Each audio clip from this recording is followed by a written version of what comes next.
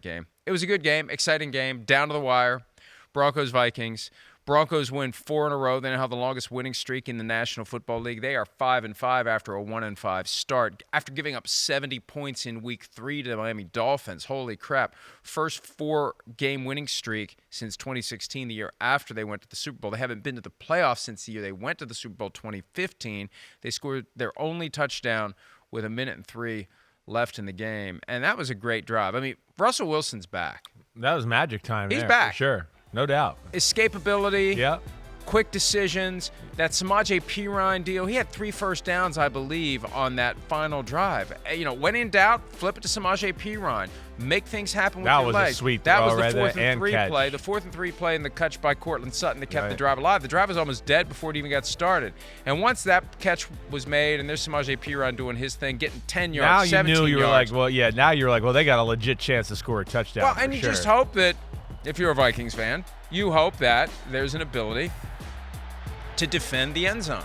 I mean, last night the end zone was hard for either team to really break into. They did a good job defending this for a long time. And that throw, when he threw it, I went, uh-oh. I thought that it was getting picked. I did too. I saw, I saw he threw it up in the air. I saw, you know, Blackman, I believe. Yeah, Mekhi Blackman. Right? Sitting there, and I'm going, oh, he's got vision on it. You can see him at the top of the screen, right? So when he throws it right here, you go, oh, man, he's going to go up and get it. But it is Cortland Sutton, who's one of the bigger receivers in all of football, and Russ put it in a spot where it was going to make it hard on Blackman to go up and you know, beat Cortland Sutton to the ball or go through his body to at least break it up. Russell Wilson has thrown these optical illusion touchdown passes to Cortland Sutton twice since last Monday. Right. The one with the pirouette spin in Buffalo, where when he threw it, I thought that's in the front row. Yeah. But he's got the right arc, the right angle, and it's deceiving when you look at it on TV. When he threw it, I thought, it's like, oh my God, it's a pick, it's a pick, it's a pick. It happens so fast. It's like, he's, damn. I know. But that's what you do, and you don't see that enough. People talk about red zone struggles all the time. The way to deal with red zone struggles is throw to your guy, right? Who Or you trust to go get the that's ball. Right. That's it's right. not about where you place it.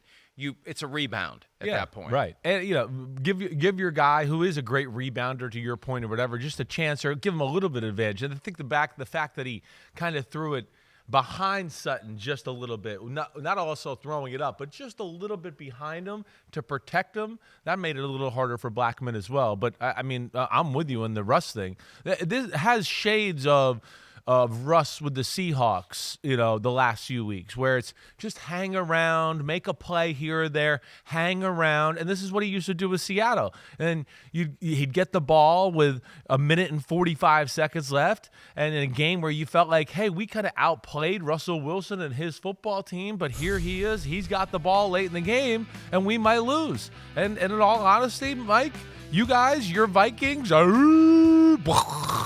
you guys outplayed the Denver Broncos last night. I have no problem saying that I was nervous. I know I picked the Broncos. You picked the Vikings. From the get-go, I went, I don't like the way this looks. I think I made the wrong pick in this football game. The Vikings played better last night.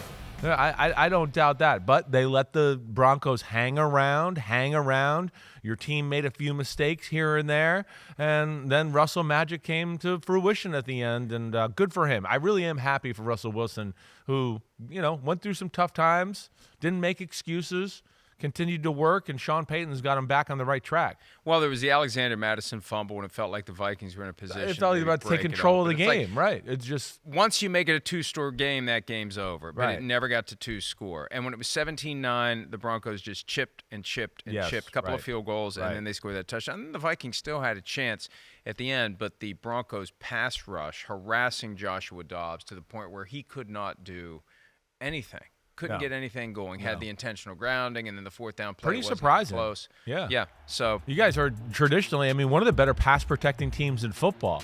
What we're seeing with Denver and why they got rid of Randy Gregory and Frank Clark is they really believe in these young pass rushers. I know we've talked about them a little bit.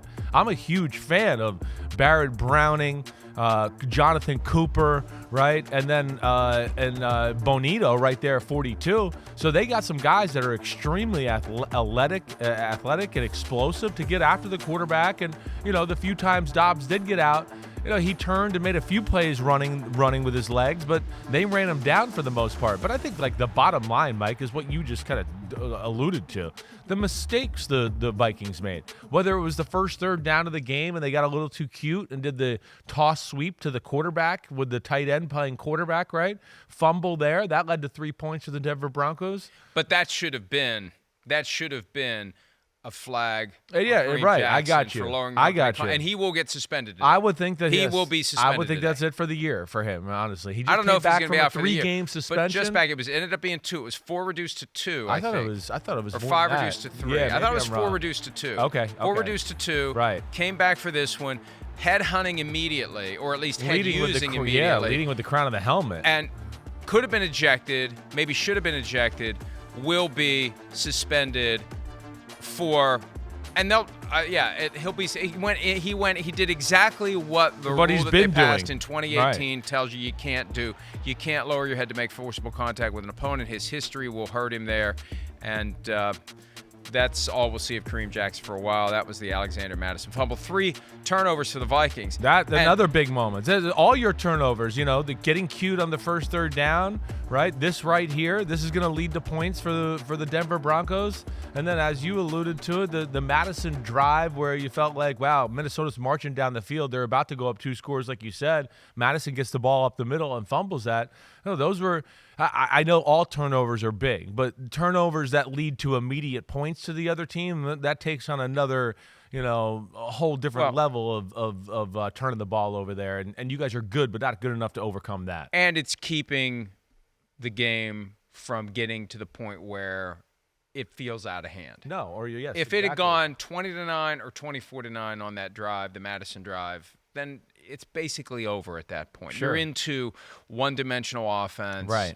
It makes it Flores easier for the could be defense. even crazier on that off. side of the ball, right? Just pass rush. The Broncos pass protection is not something that's real great, as of right now. That's still kind of a work in progress there.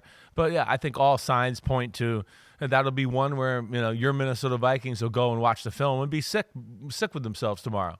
They will, but nonetheless, Broncos, like you said, big winning streak, have gotten a lot of their issues straightened. You want to talk about a rough start to the year, that's where you got to give Sean Payton a lot of credit. Whether, he needed to put a sock in his mouth about the whole Nathaniel Hackett thing and cause a distraction for his football team there, the pressure of Russell Wilson and all that was surrounding that, the contract, will they get along? Then the 70-20, get your butt whooped by the Miami Dolphins, and here they are 5-5.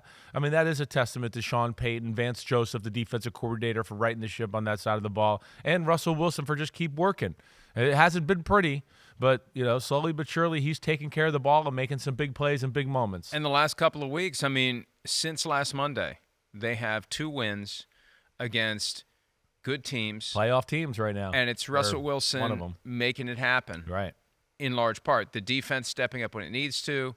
Samaje Perine providing a great outlet for Russell Wilson when there's nothing down the field. Cortland Sutton developing into that go-to target. And Russell Wilson throwing those optical illusion balls that what?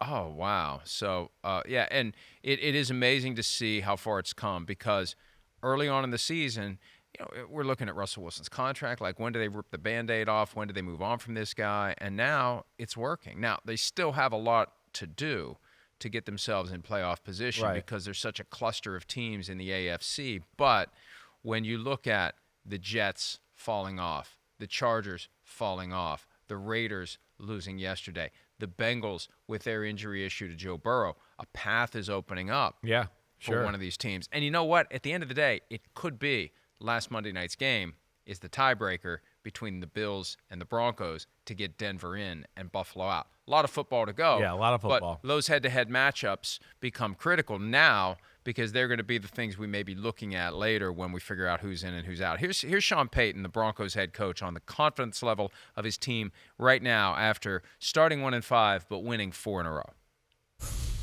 You gain confidence, and it has to be gained through demonstrated ability.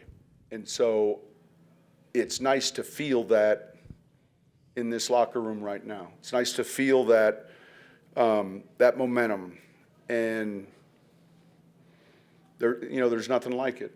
There's nothing like winning. you know, you hear the music, and it's like, it's hard to explain. I mean, and then there's a part of it is, and I'm going to say this, after you've done it a while, there's an element of relief that you don't have to deal with, like, misery for a week, if that makes sense. So it's like one extreme to the other. Reminds me of what his mentor Bill Parcells said. The reason he finally quit is because it hurt worse to lose than it felt good to win. Yeah, I think that's a very real thing, you know, with coaches especially. You know, it says, hey, they're in charge of the ship, and you lose a football game, you know, you feel like the whole world's crumbling in on you in a facility, a team facility.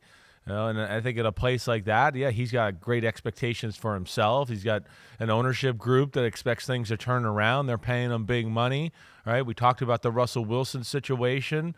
You know, and yeah, it's the win is a little bit like, hey, we should have won.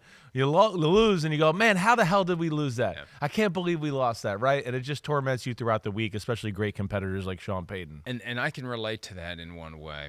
When I used to practice law, when I got started, the sound of the jury knocking on the door with a verdict was this source of wonder and awe. Like, this is the culmination of this process, the adversarial system that pits one side against the other in the search and pursuit of justice. And it all comes down to what that jury decides. And when you hear it, you can hear it. You hear bang, bang, bang.